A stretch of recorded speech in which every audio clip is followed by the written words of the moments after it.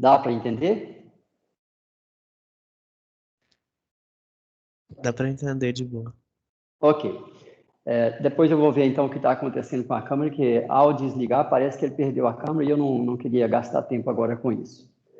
Bom, então, pessoal, o que a gente estava fazendo, eu perdi uma parte aqui da solução. Ele não gravou, não registrou.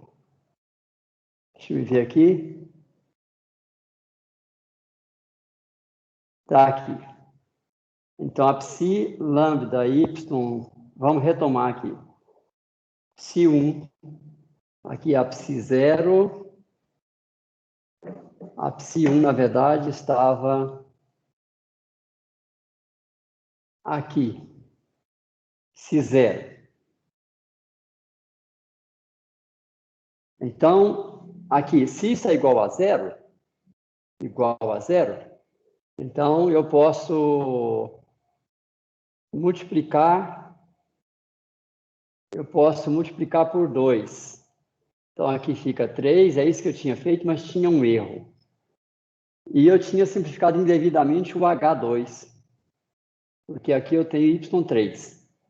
Então, a solução disso aqui, para que isso seja zero, nós vamos ter que colocar o Y em evidência. Então, vai ficar lambda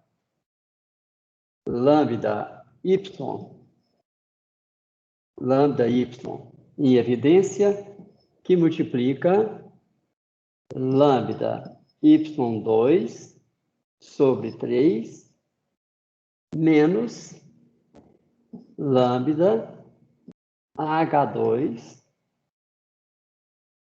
e isto igual a zero. Agora sim, nós podemos obter, então, aqui duas soluções, que é y igual a zero satisfaz,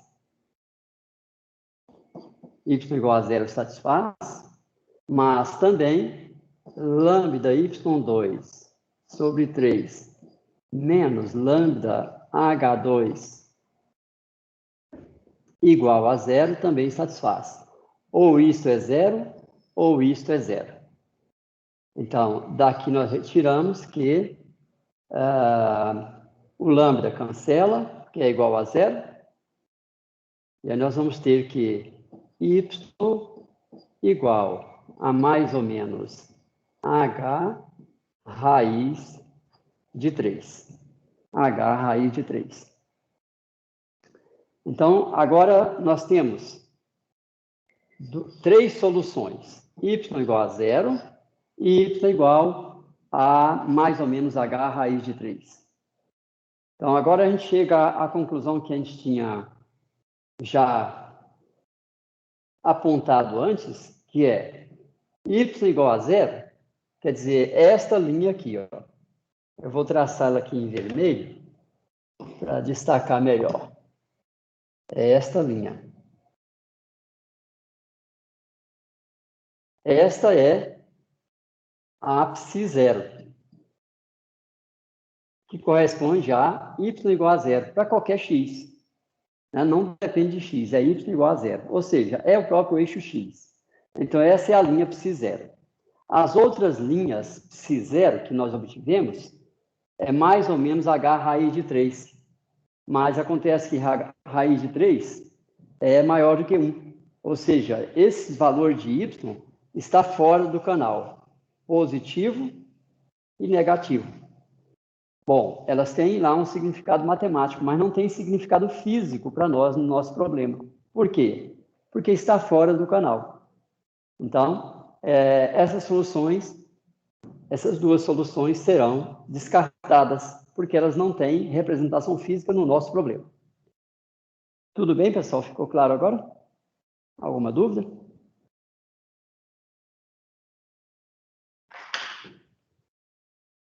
Ok. Tranquilo, Bom, professor. da mesma forma que nós tínhamos a psi0, você pode agora fazer a psi1. Psi1. Quanto que é o H? Porque se ele for menor que 1, aí fica dentro, Tá certo. Não, mas dependendo do tamanho dele. é bem pertinente a sua pergunta. Veja bem, o H é esta distância, ok? Então, é ele que vai dar a largura do canal. Então, sempre vai estar fora. Ah, entendi. Tá? Porque ele é a largura do canal. Mas é bem observado, né? Faltava a gente esclarecer direitinho que isso aqui está relacionado com a geometria do canal. Ok, então vamos fazer agora a Psi1.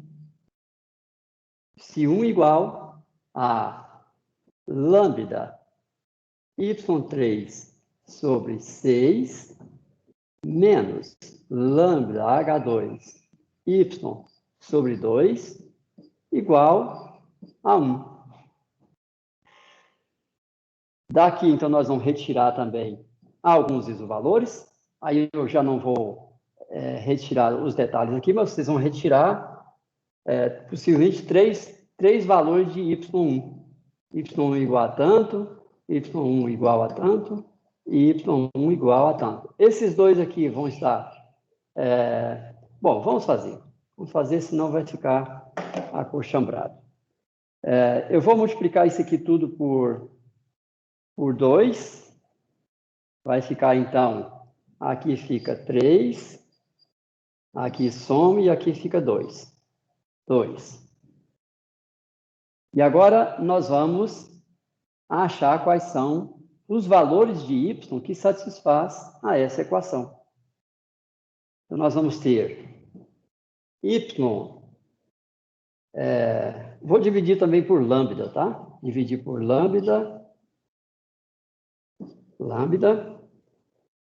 Então, nós vamos ter y3 sobre 3 menos H2y igual a 2 sobre lambda. Vamos só verificar isso aqui. Eu multipliquei por 2, ficou 3. Dividi por lambda, ficou, então, 2 sobre lambda. E aí está a nossa equação. Y3 sobre 3 menos H2y igual a 2 sobre lambda.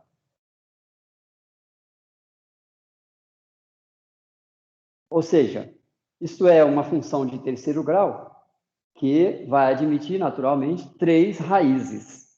3 raízes. Então, nós temos que achar quais são os valores de y, né? Quais são as possibilidades. Deixa eu ver aqui. Se eu escrevo assim, y igual a y2 sobre 3 menos h2 igual a 2 sobre lambda. Não vai ajudar muito, tá? Eu preciso achar quais são os valores das raízes deste polinômio de terceiro grau. Isso a gente pode achar com qualquer método, né? Pode ser um método analítico, pode ser também um método numérico, né? Por exemplo, o método das secantes, que eu tenho que escrever aqui é f de y igual a y3 sobre 3 menos H2y menos 2 sobre lambda igual a 0. Os valores de y que satisfazem essa equação são as raízes. Então, eu vou ter aqui um y1, 1, y1, 2 e o y1, 3.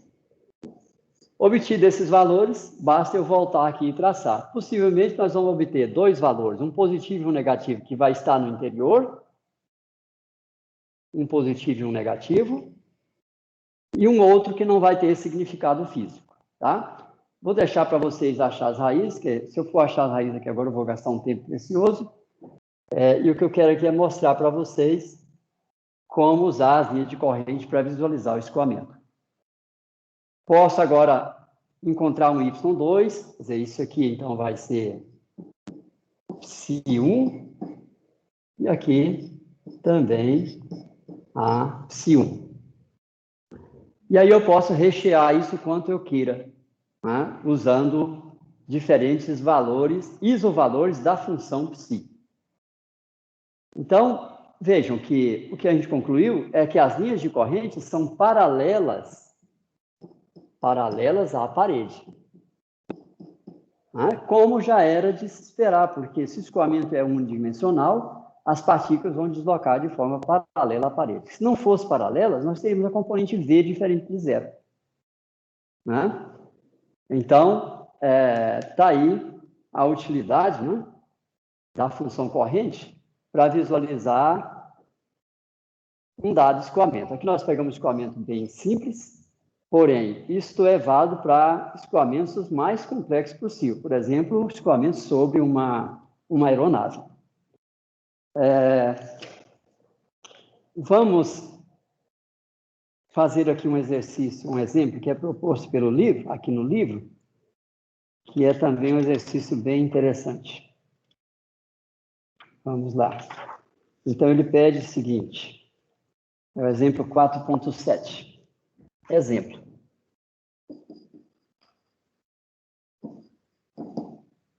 Exemplo 4.7 do livro texto.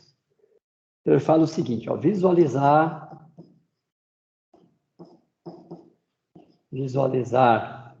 o escoamento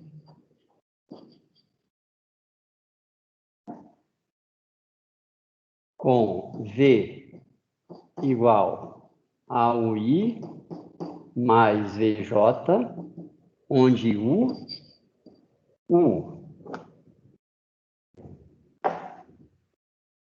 de XY é igual a uma constante A, x2 menos y2. E V de xy igual a menos 2A xy, e como o escoamento ele é bidimensional, W igual a zero. Tá? Por isso que eu não escrevi aqui, pode até escrever WK. Mas o W, nesse exemplo, é nulo. Então, pessoal, veja que o escoamento anterior do canal, eu podia até deduzir as linhas de corrente de forma intuitiva. Mas, nesse escoamento aqui, eu não tenho a menor noção, olhando as soluções U e V, eu não tenho a menor noção como que é esse escoamento. Daí o interesse no exercício, porque nós vamos ver que com as linhas de corrente, com os isovalores de função corrente, a gente passa a ver claramente qual é o escoamento. Então, esse é o objetivo desse exercício. É ilustrar o quão útil é a função corrente para a gente visualizar o escoamento.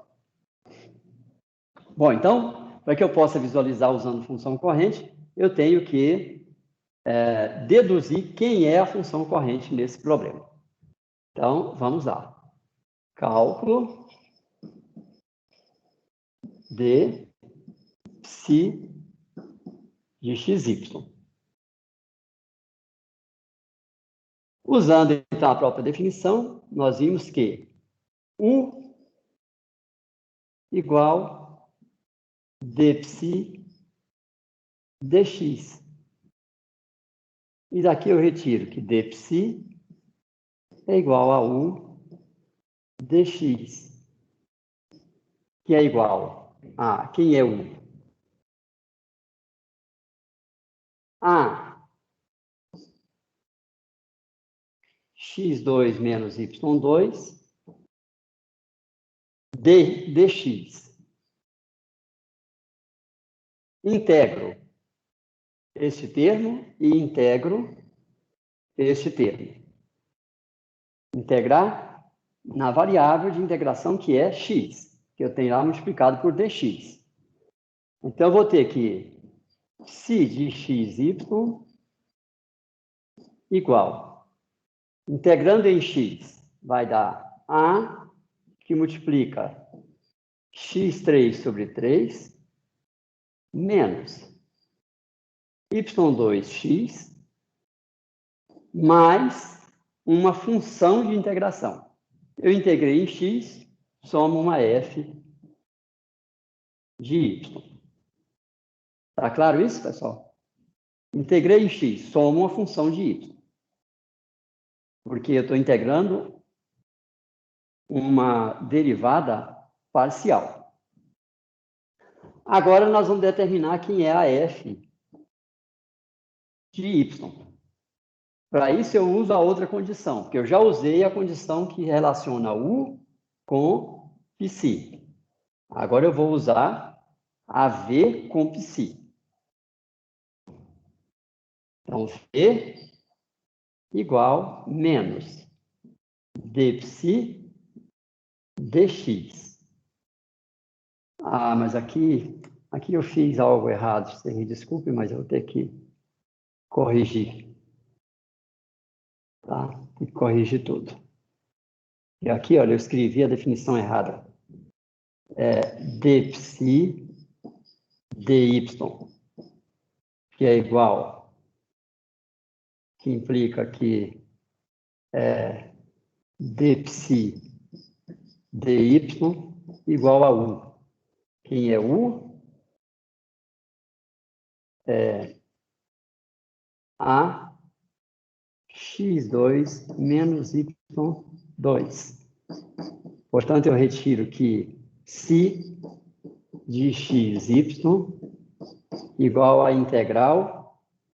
integral dessa expressão aqui em y, que eu vou multiplicar por dy. Deixa eu fazer isso por parte. d psi igual a x2 menos y2 dy. Logo, psi de xy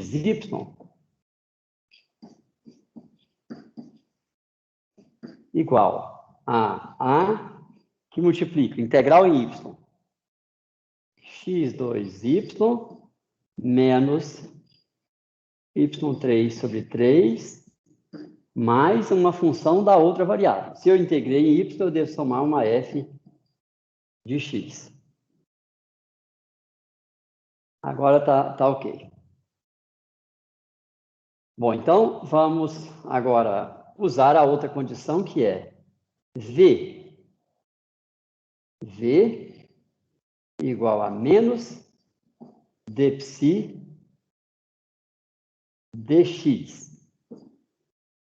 d psi dx. Aí eu derivo a minha função psi que aqui está. Derivar em relação a x. Vai ficar A, que multiplica 2xy menos 0 mais df dx.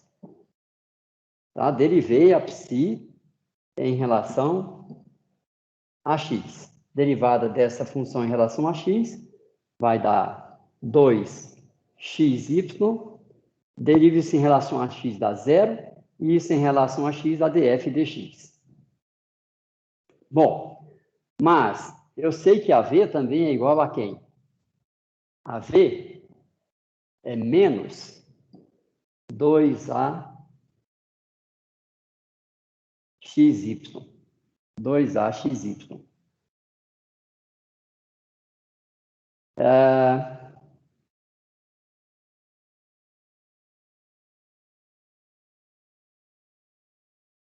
2a xy.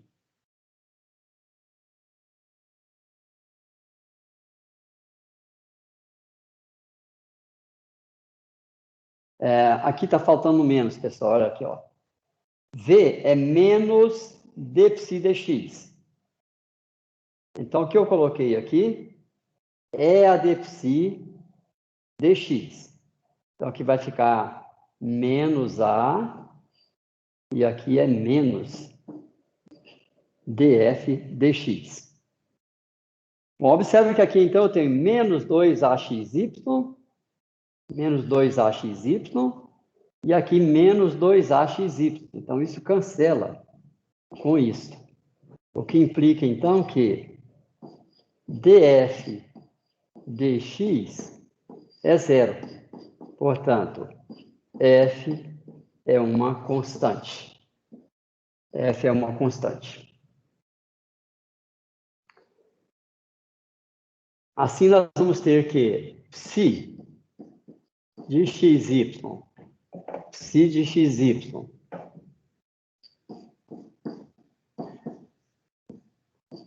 é igual A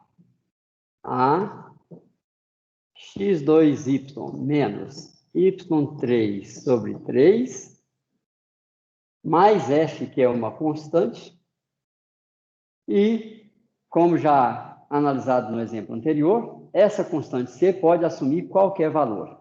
Então, a função psi, ela assume infinitas soluções. Basta você pegar essa expressão geral aqui, olha, e substituir na definição de u, né, u de psi dy. Quando eu derivo da psi dy, a constante c dá zero. Não importa qual é o valor dela. Quando eu venho para ver menos d psi dx, derivo isso aqui novamente. Vai dar outra expressão independente de c. Então, qualquer c satisfaz. Vamos pegar o valor de c, que é o mais simples possível, que é c igual a zero. Bom, então nós temos a nossa expressão para a função corrente. E agora eu quero visualizar quem é o escoamento cujo campo de velocidade é este.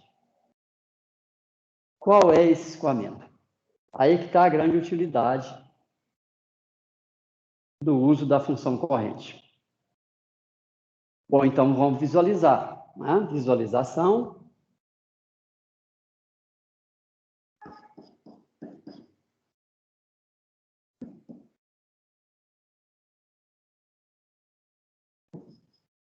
Do escoamento.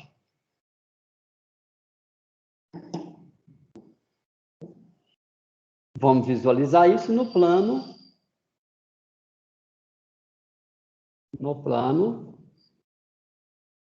XY.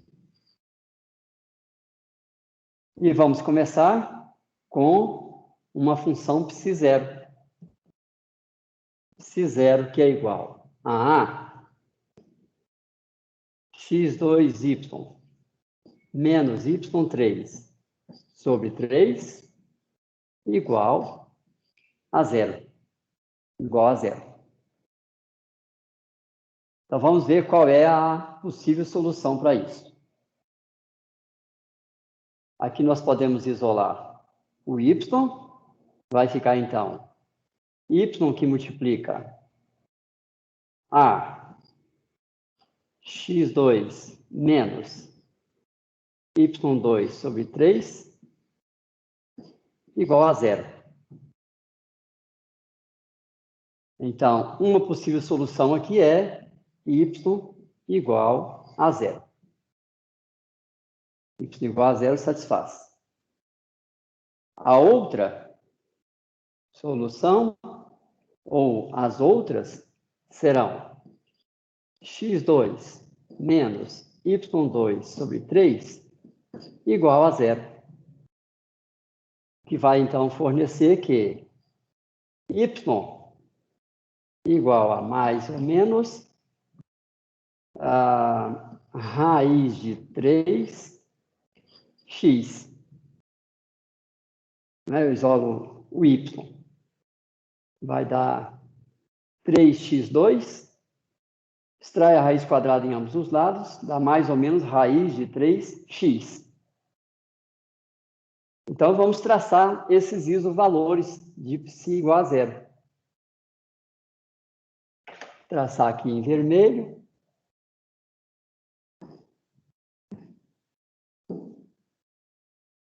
O primeiro valor que satisfaz é y igual a zero. Y igual a zero é o eixo x.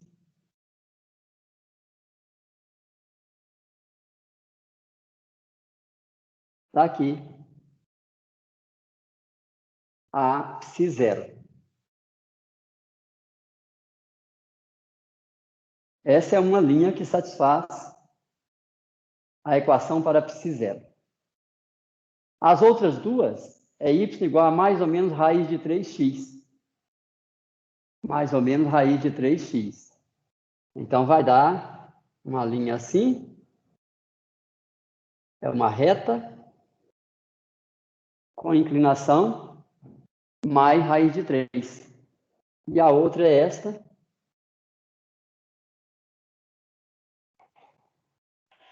Que também que é, né, menos raiz de 3x. Então, isso aqui também é x0 e x0. Depois nós vamos ver o sentido do escoamento, tá?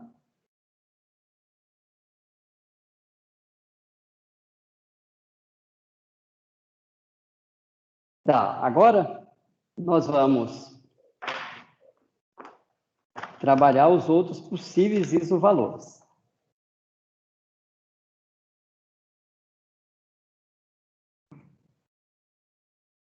Então, vamos calcular os outros possíveis isovalores.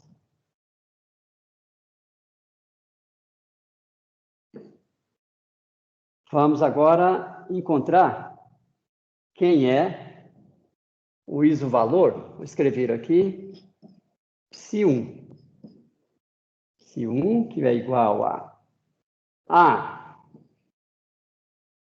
x2y.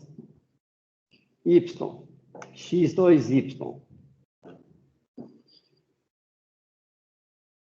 menos y3 sobre 2 sobre 3 igual a 1. Igual a 1. Então, daqui nós vamos retirar aqui. Vamos isolar. Vamos colocar o y aqui em evidência. Y que multiplica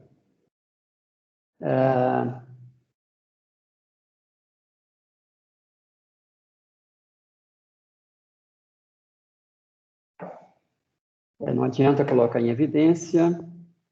Nós vamos escrever, então, menos a y3 sobre 3 mais a x2y menos 1 igual a 0. Igual a 0. O que nós temos que achar agora são os lugares geométricos que satisfazem, quais são os pares x, y que satisfaz esta equação.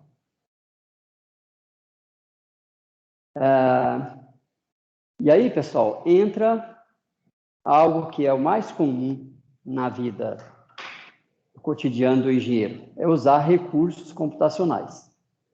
Eu vou ter que achar as raízes desse polinômio de terceiro grau. Isso vai dar espécie de hipérboles que tem que estar entre essas linhas vermelhas. Por quê? Uma das características de uma função corrente é que ela representa um lugar geométrico ao qual o vetor velocidade é tangente. Isso nós não tínhamos comentado ainda, nós vamos comentar agora aqui nesse exercício. Então, uma linha de corrente, daí nós extraímos a propriedade que uma linha de corrente não pode cruzar outra linha de corrente. E aí nós vamos ter o lugar geométrico dessas expressões, aí nós vamos ter que usar um algoritmozinho para extrair quais são as possibilidades de valores de x, y que satisfazem essa equação. E nós vamos encontrar, então, funções desse tipo. Eu vou traçar aqui em azul para diferenciar melhor. Então, nós vamos encontrar funções dessa natureza.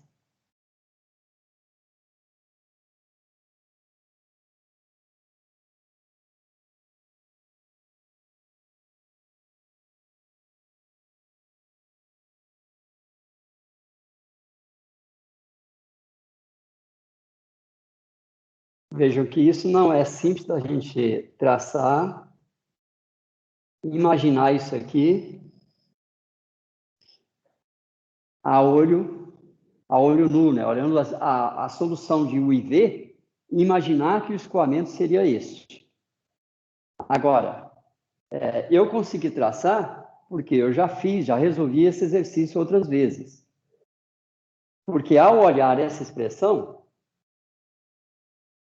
nós vamos encontrar aí um determinado número de pares XY, na verdade são curvas, e aí nós vamos ter que variar esse índice, y2 igual a 2, e assim por diante. Podemos até generalizar colocando um y, um psi índice, uma constante c, e deduzir a expressão geral. E aí nós vamos chegar a esse traçado conforme a gente vai extraindo os valores dessas soluções. Agora, outro ponto que eu queria mostrar para vocês é o sentido do escoamento. Então, nós vamos, para isso, vamos olhar as componentes de velocidade. Então, vejam que aqui nós temos U igual a x2 menos y2. Eu vou escrever aqui. U igual a x2 menos y2. E V igual a menos V igual a menos 2AXY.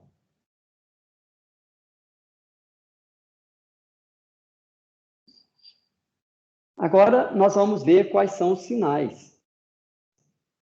Para eu colocar o sentido do escoamento nesse problema. Vamos pegar, por exemplo, um ponto que está aqui neste quadrante. Um ponto sobre ápice zero. Para esse ponto, eu tenho x e y positivo. Mas isso não basta. Né? Para essa reta, eu tenho que a solução é y igual a mais ou menos raiz de 3x. Então, eu vou saber aqui qual é o sinal de U. Então, U igual. Eu vou pegar para aquele ponto assinalado, tá? Ou para qualquer ponto sobre essa reta psi zero. No quadrante, no primeiro quadrante. Então, eu vou pegar y igual a mais raiz de 3x. Né? A reta positiva. Mais raiz de 3x. Então, vai ficar A, que multiplica 3x2, não,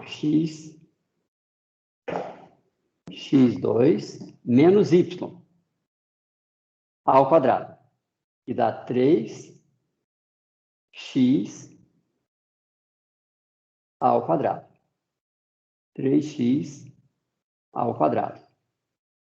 Porque é y2. y2 é 3x2, que já estava lá, aqui, ó. Tá? y2 é 3x2. Bom, o x é positivo, x desse ponto, olha lá, ó, x desse ponto é positivo. Então, eu tenho x2 menos 3x2. Então, isso deu um U negativo. Então, o vetor velocidade, que é tangente à linha de corrente, aqui está o vetor velocidade, está apontando nesse sentido, porque a componente U deu negativa. A componente U deu negativa para qualquer ponto que estiver sobre essa reta, neste quadrante. Se você verificar a componente V, substituindo aqui o Y, que é mais raiz de 3x, então deu menos 2AX vezes raiz de 3x. Isso dá negativo também. Está aqui a componente V. Em qualquer ponto sobre essa reta. Agora, ainda resta o sinal de A, porque o sinal de A vai modular o valor da velocidade e vai modular também o sentido do escoamento. Isso que eu tracei aqui é para A positivo. Se o A for negativo, isso inverte. Mas vamos trabalhar com o A positivo. Depois, para inverter, basta fazer o A negativo. Agora eu vou pegar um outro ponto que está aqui, ó. Então veja que deste lado o sentido do escoamento é este, ó.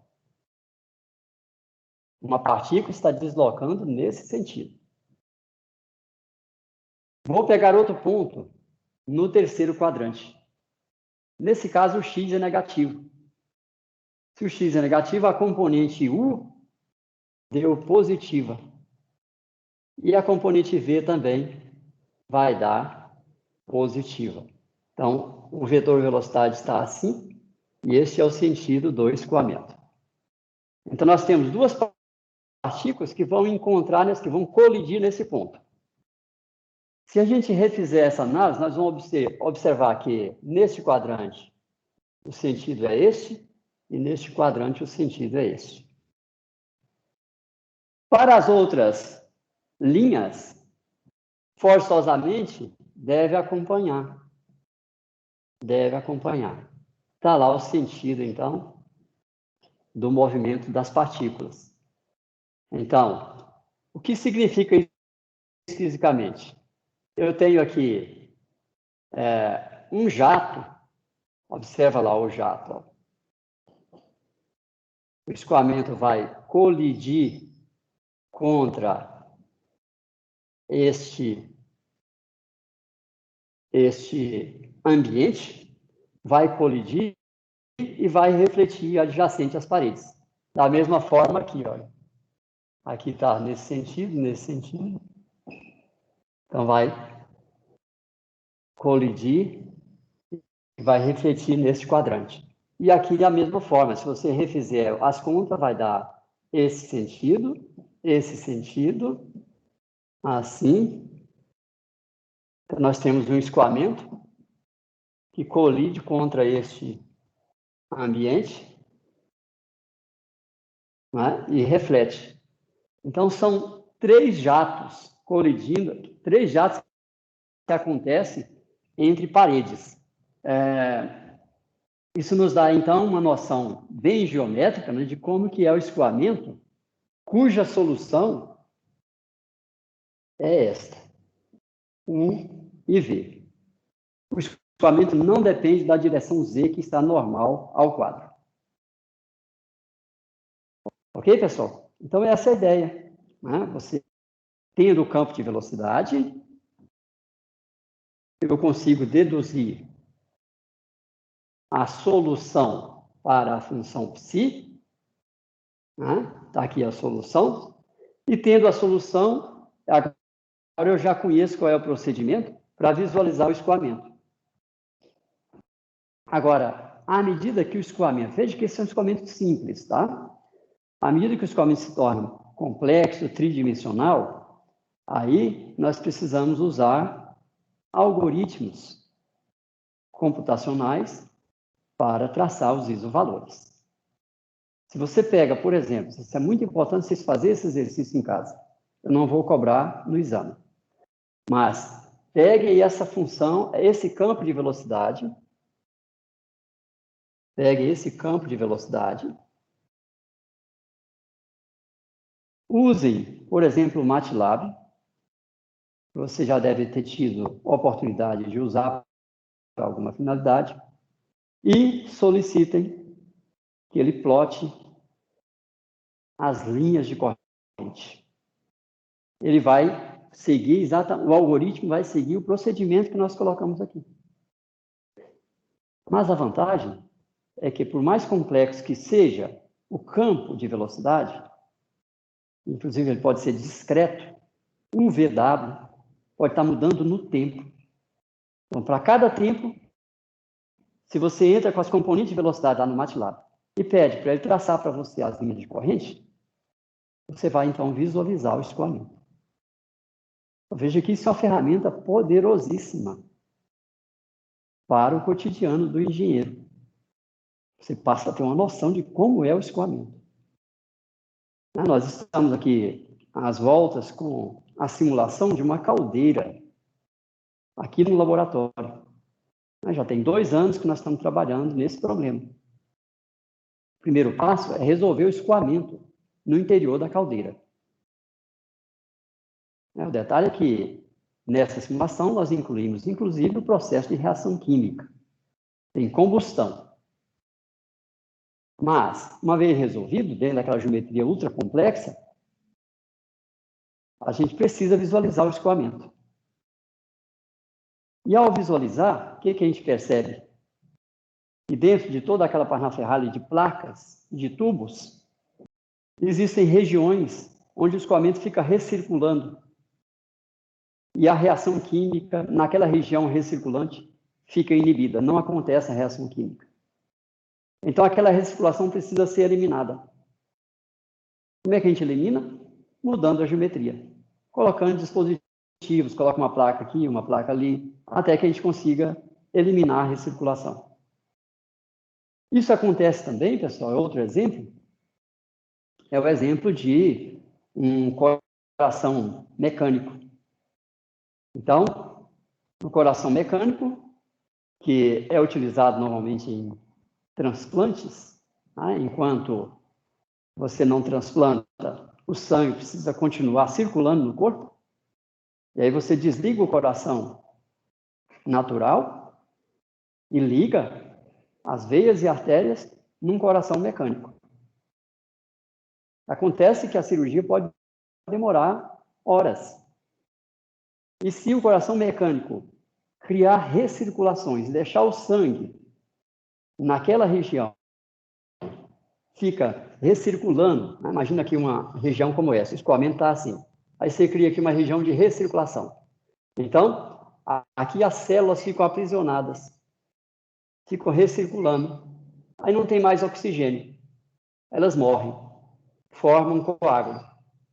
Isso vai crescendo e pode desgrudar e vai embora. Pronto. Enquanto você faz a cirurgia, né, esse coágulo já entupiu uma veia e já criou um acidente vascular. Como é que, antes de usar esse coração mecânico, a gente pode prever isso? Previsão, pessoal, só tem duas formas de fazer. Ou a gente simula, ou a gente faz profecia. Como nós, engenheiros, via de regra, não somos profetas, então a gente tem que simular. E para simular, nós temos que usar dois tipos de modelagem. Uma é a modelagem material. Nós vamos, então, construir diversos modelinhos do coração e vamos visualizar com tinta para ver se tem recirculação. A outra é a modelagem matemática. Nós vamos resolver o campo de velocidade e vamos usar a função corrente, também a velocidade, que nós ainda vamos ver, para fazer a visualização do escoamento. Então, percebam a importância desse tipo de noção. O que eu vou cobrar de vocês?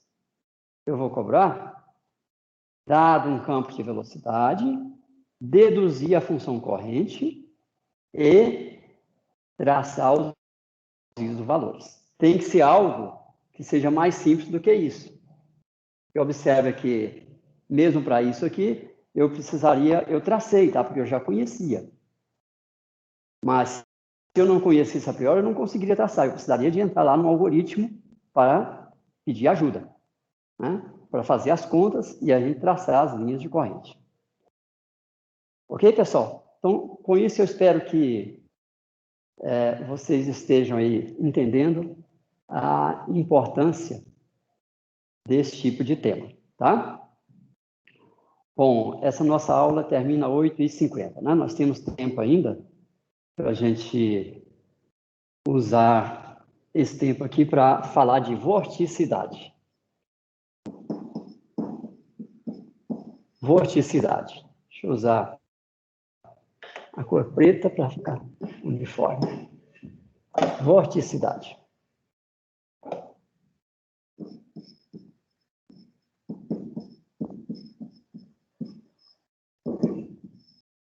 A vorticidade, pessoal, a gente vai definir como a função ômega de xt.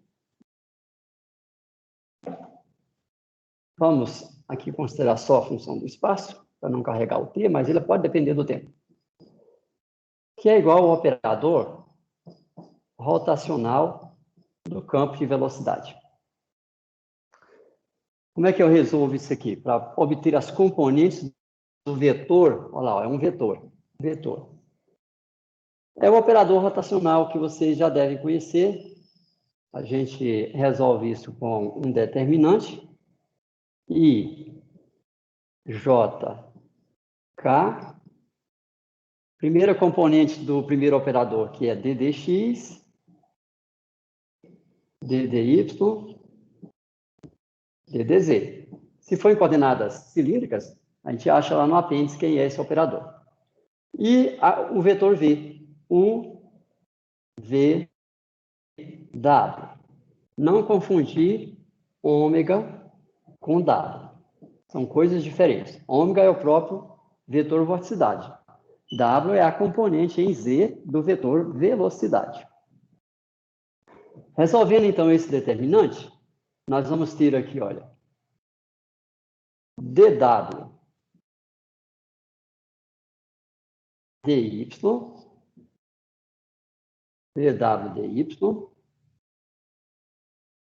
menos dv, dz, i, tá lá, i, mais j, du, dz,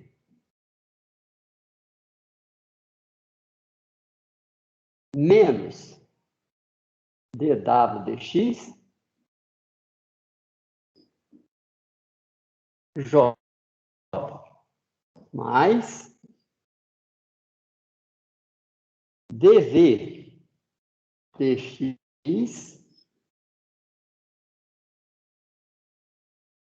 menos du, dy, k. Então, aqui estão as componentes do vetor vorticidade, função das componentes do vetor velocidade. Então, o vetor vorticidade tem componentes ômega x, ômega y, ômega z, que é igual a quem é o ômega x? du, dy menos dv, dz,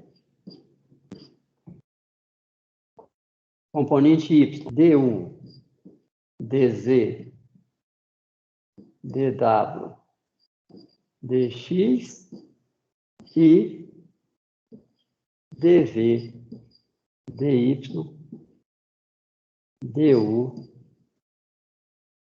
dv, dx,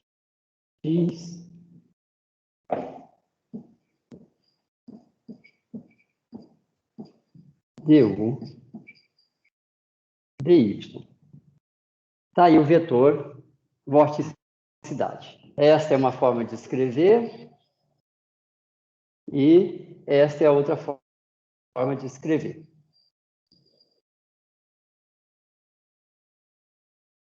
Ok? Bom, o que isso mede?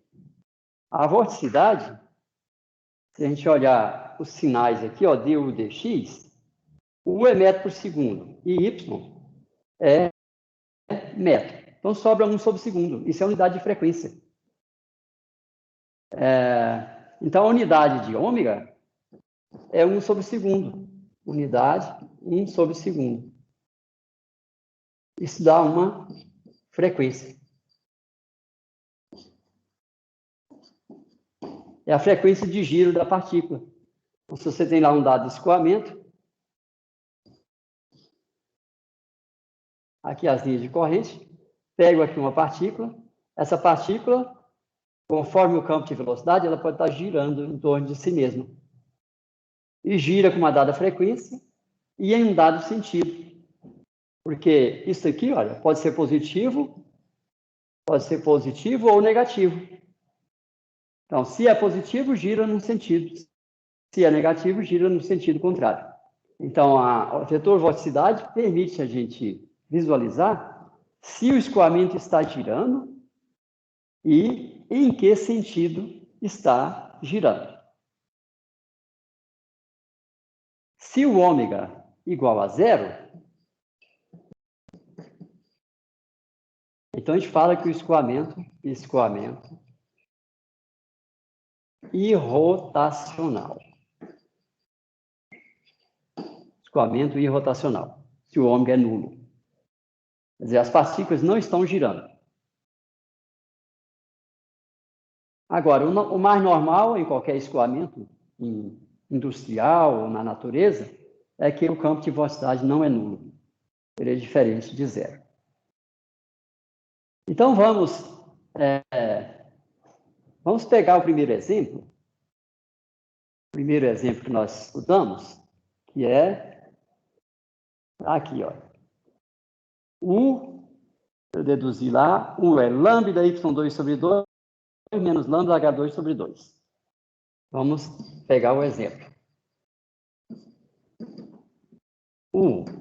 É lambda y2 sobre 2 menos lambda h2 sobre 2.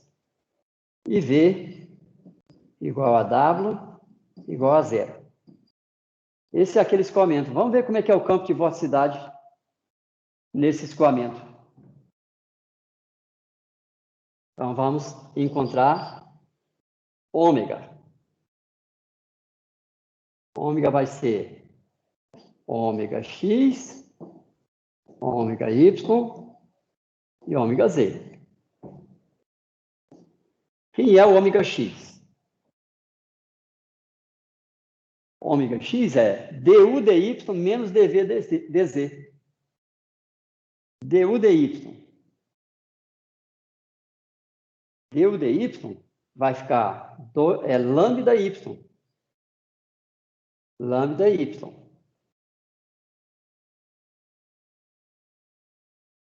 Porque esse termo aqui dá zero. Lambda y é a derivada disso em relação a y. Du dy. dv dz menos dv dz é zero. Então, deu ômega x, que é lambda y. Agora, vamos para ômega y. Ômega y é isso aqui, ó. Du dz. Du dz é zero, porque não depende de z. E dw dx é zero. E agora, quem é ômega z? Ômega z. dv dx menos du dy. dv dx menos du dy. Então, deu quanto? dv dx é zero. E du dy é menos lambda y.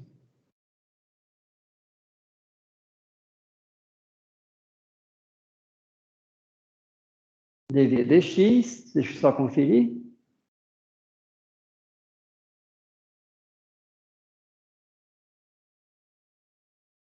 Aqui eu acho que tem.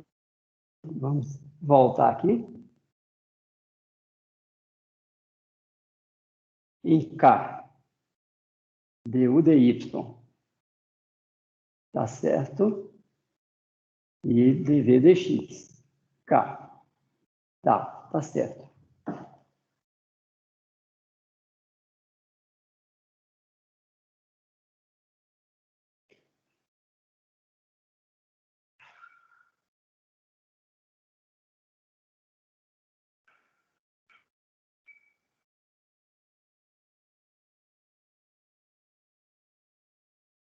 Vamos conferir a componente U. Componente U.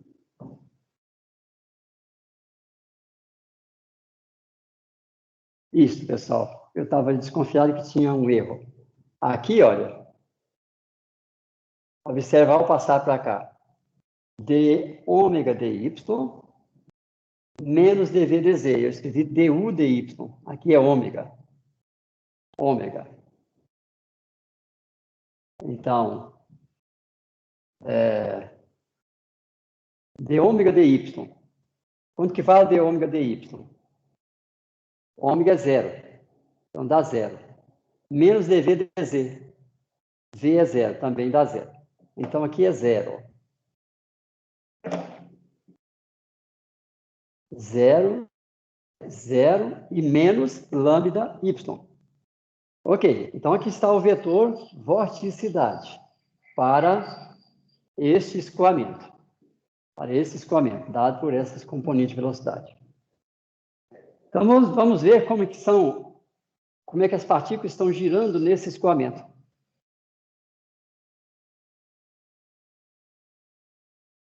Olha aqui como é que é o campo de velocidade. Aqui está U de y e é uma parábola.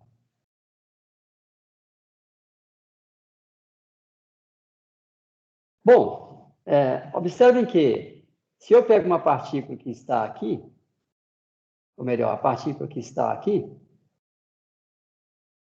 as duas partículas vizinhas a ela têm a mesma velocidade, e ela tem uma velocidade maior.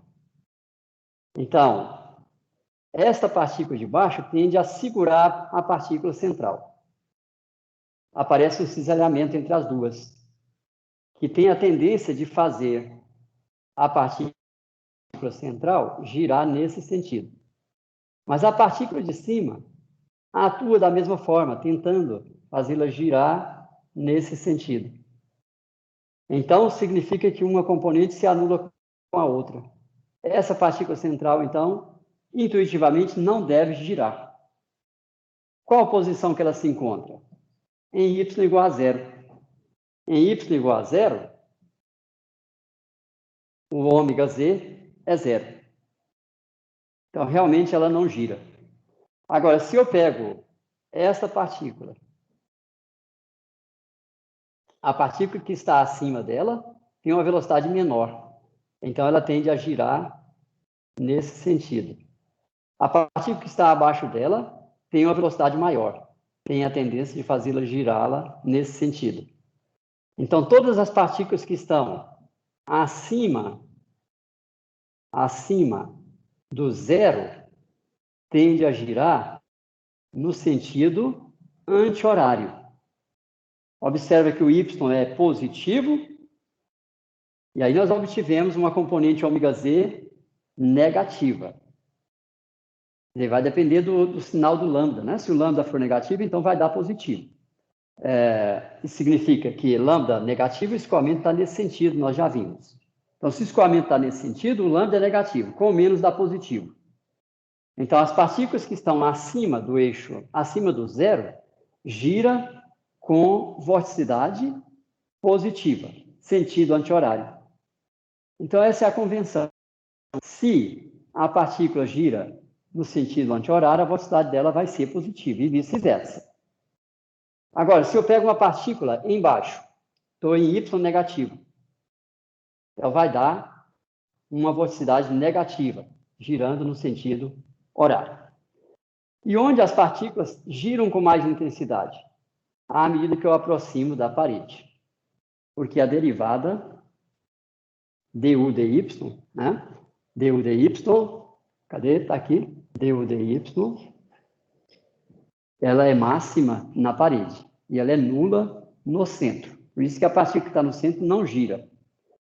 As outras vão girar no sentido horário, vorticidade positiva, anti-horário, vorticidade positiva, e no sentido horário, vorticidade negativa.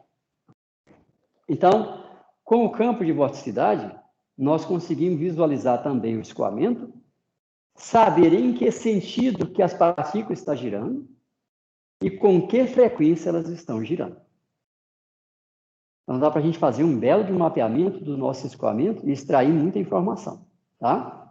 No caso do coração artificial, por exemplo, a vorticidade vai nos mostrar que aqui as partículas estão girando nesta região, ficando ali aprisionadas. Ok, pessoal? Bom, eu vou pedir como exercício vocês pensar como que fica o campo de vorticidade para esse escoamento. Certo? Façam isso como exercício. Como é que está o nosso tempo? Ok. 8h48. Tá bom. O que era mais importante a gente ver aqui nesse capítulo são os conceitos de função corrente e de vorticidade. Então, vimos a definição de ambas as funções, vimos como, dado o campo de velocidade, extrair as funções psi e ômega, e vimos também, em 2 exemplos, como utilizar esses conceitos para a gente extrair informação das nossas simulações. Percebam que fazer as medidas de função corrente e de velocidade é algo delicado de fazer no túnel de vento. Mas a gente consegue fazer isso usando modelagem matemática, que é o CERN, que é o objetivo central aqui do nosso curso. É aprender, fazer modelagem e simulação teórica. Né? Agora, essa palavra teórica, às vezes, tem uma conotação de pouca utilidade. Já foi o tempo. Hoje, usar os recursos teóricos para fazer engenharia é tão poderoso quanto usar os recursos materiais, que é fazer o ensaio no túnel de vento. Então, os ensaios que nós fazemos hoje no computador são tão poderosos e, às vezes, em alguma situação, mais poderosos que a simulação no túnel de vento. Eu ouvi do gerente de dinâmica dos fluidos computacional da Embraer, há uns 10 anos atrás. Ele esteve aqui sob o nosso convite para fazer uma palestra numa SEMEC, numa Semana de Engenharia. E ele, então,